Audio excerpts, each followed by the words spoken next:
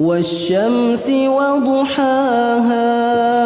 والقمر إذا تلاها والنهار إذا جلاها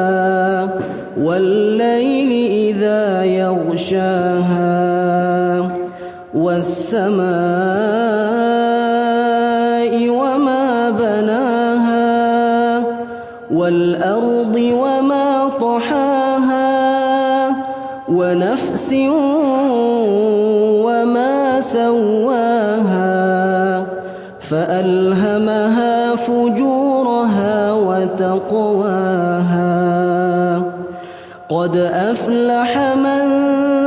زكاها وقد خاب من دساها كذبت ثمود بطغواها إذ انبعث أشقاها فقال لهم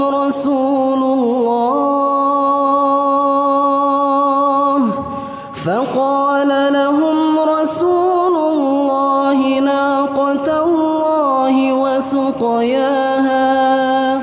فكذبوه فعقروها فدمدم عليهم ربهم بذنبهم فسواها ولا يخاف عقباها.